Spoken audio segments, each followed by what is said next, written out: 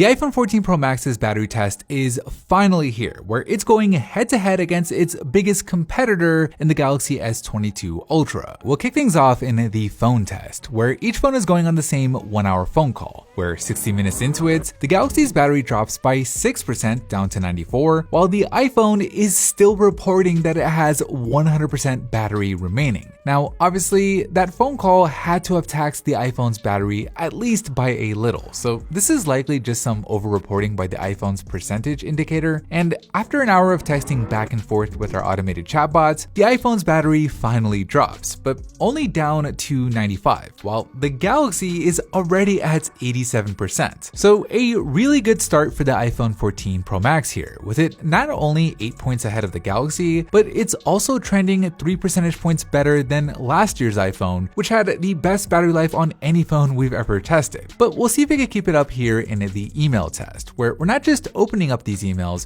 but we're also scrolling through them, where this time the Galaxy is able to hold its own, matching the iPhone's performance, with each phone dropping by an equal 5 percentage points. Here in the browser test, for the first time, we're actually putting these chipsets under a semi-heavy load, with each phone having to load up the same set of websites, where after an hour, both phones perform identically once again. I honestly wasn't expecting that. Usually the iPhone outperforms in that task, but then again, that's why we run these tests. Here in Instagram, we're not just looking at the home feed, but we're actually scrolling through it like you would in real life, where after an hour of doing so, the iPhone adds onto its lead, dropping by only 6% compared to the Galaxy's 7-point drop, meaning heading into standby, the iPhone has a 9-point advantage. Now, we opted to turn off the always-on displays for both phones during this test. We'll probably do a separate always-on display test later. Let me know if you guys want to see that. But after 16 hours with their screens off, interestingly, the iPhone does worse, with it dropping by 11% compared to the Galaxy's 8-point drop. So as each phone works on YouTube, where the screens and speakers have been calibrated to the same levels, the Galaxy has a decent shot at making a comeback.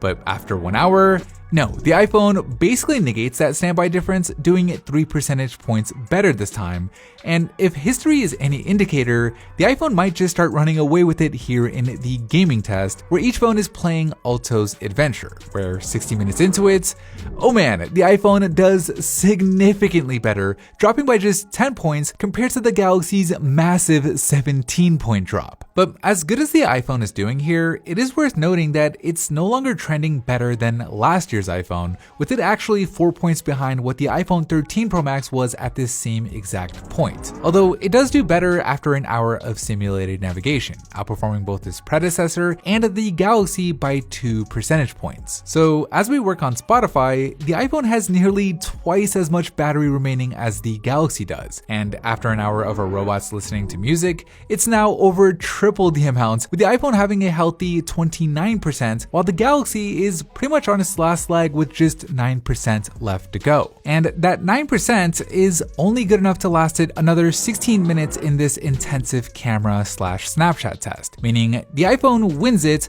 with 25% battery still remaining. Now, to put that 25% into proper context, based on the results we've gotten so far, that would allow the iPhone 14 Pro Max to last an additional 2 hours and 46 minutes in web browsing, or 4 hours and 10 minutes in Instagram, or a whopping 5 hours of texting back and forth. So a huge difference, and one that continues, with the iPhone starting the app cycle test with 15% battery remaining, where it was not only able to outlast the Galaxy, but after an hour and 30 minutes of opening and closing the same set of apps with still 1% remaining, it actually outlasted our camera's memory card, with us having to switch to our backup camera, where that 1% allowed the iPhone to go another 8 minutes before it finally died, putting the iPhone's total active time at an impressive 11 hours and 38 minutes compared to the Galaxy's 9 hours and 16 minutes. So while not quite as good as last year's iPhone, the 14 Pro Max still achieves the second best result we have ever gotten,